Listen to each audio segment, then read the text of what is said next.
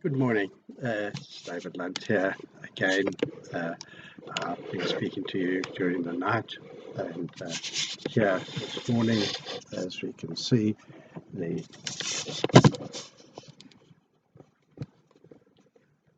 green lights on the left-hand monitor, JCG 60. The middle one, which was the one which was red, is 0.15. It's moved up to 0.2 because I'm speaking over it at the moment. When I went away to make myself a cup of tea, it had dropped right down to 0. So when I came back again, then it started coming up because I was humidifying the air with the breath which I'm breathing out. I am the only humidifying object in this room at the present time, so that is me which has caused that to raise up. As far as the levels go, the level there is less than 0.3 milligrams per cubic meter. That is a low level.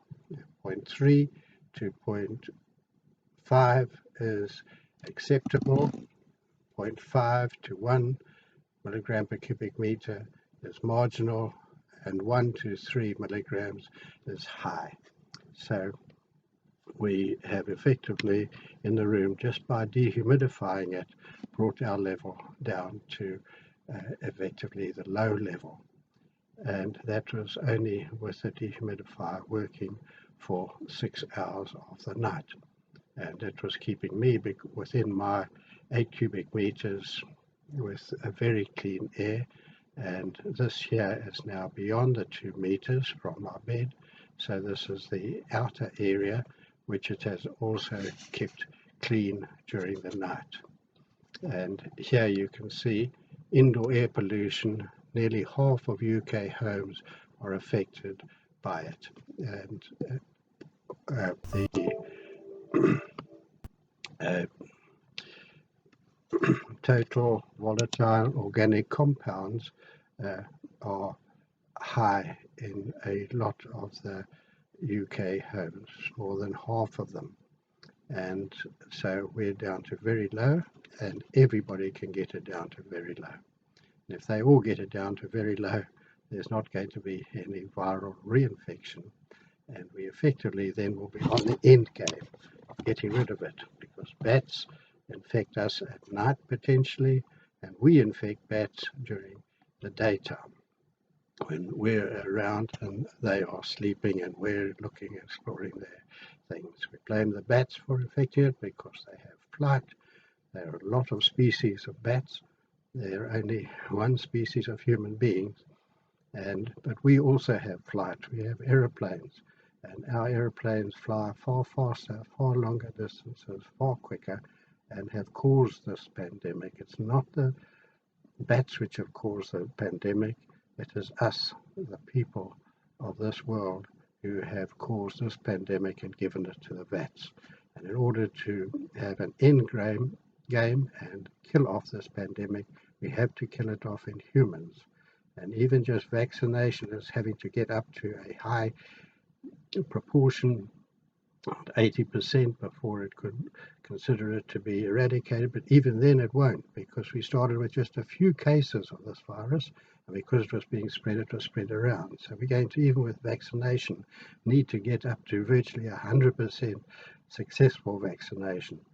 And that's going to be not achievable in the short term. It's going to take a long time to do that. But the short term, we can all kill it off. And if all the 2 million people of us on this planet kill it off in our homes, in our 8 cubic meters, we have an end game in sight.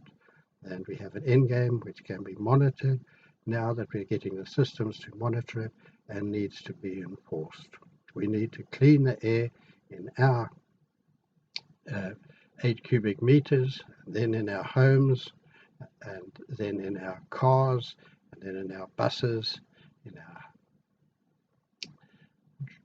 trains, trams, ships, aeroplanes, and then at work as well as our leisure centres, wherever we shop. In fact, wherever we go, we need to clean the air. So we have two systems. We have the greater system, ownership of the air, and then the people who are using it also need to take ownership of themselves. And they're 8 cubic meters within that bigger area. If we've got both lots working to eradicate and get the air down to a level that you can see here now, which it can be done, it's not expensive. And it's certainly a lot cheaper than having to have lockdowns and disruption of the economies of the world. So the economic solution is to get rid of this virus, kill it, remove it, and we can do that. I'm showing here that we can do that, and we can do it quickly. The sooner we get around to doing that by showing this on the internet, via YouTube, worldwide, to everybody, they will soon be able to do this. It's not expensive. Most of the people in the world can afford this equipment, which I've shown you here, and further developments of equipment will be made by other people, and they will be more acceptable. We basically just need to have, other than the dehumidifying, when we're mobile, we need to have a face shield so we can see one another, we can talk to one another beyond it.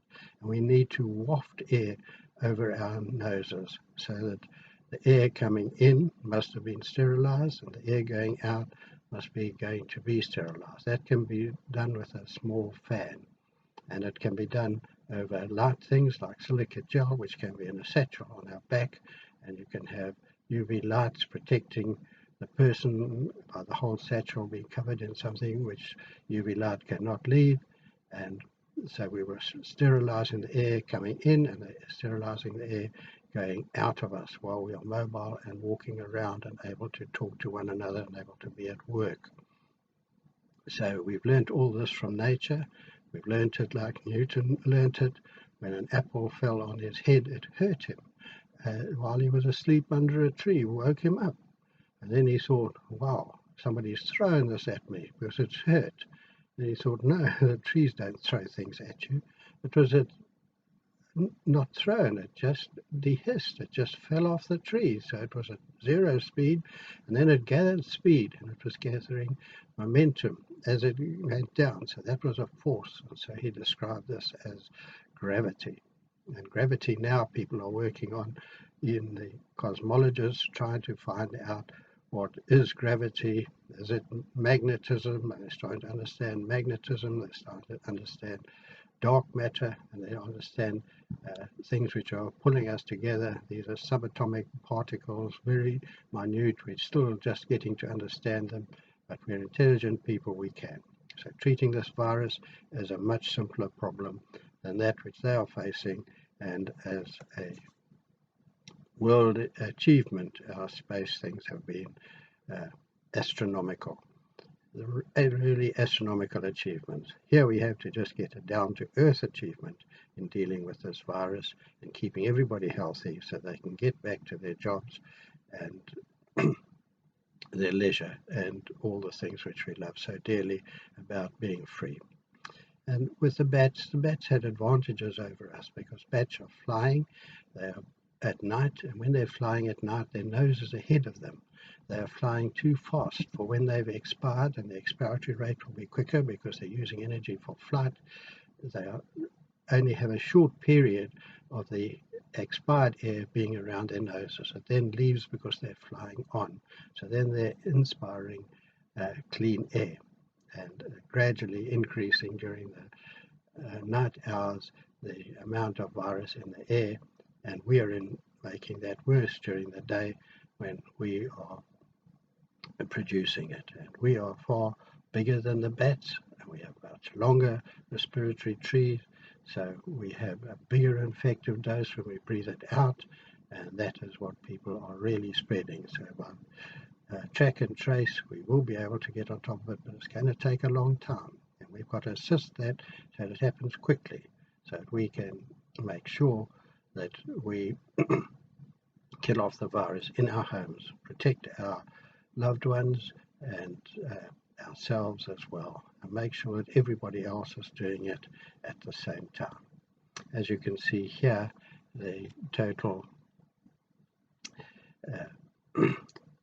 volatile organic compounds have increased to 0.25. It's still at the low level, but that's because I am breathing on it, otherwise it would be 0.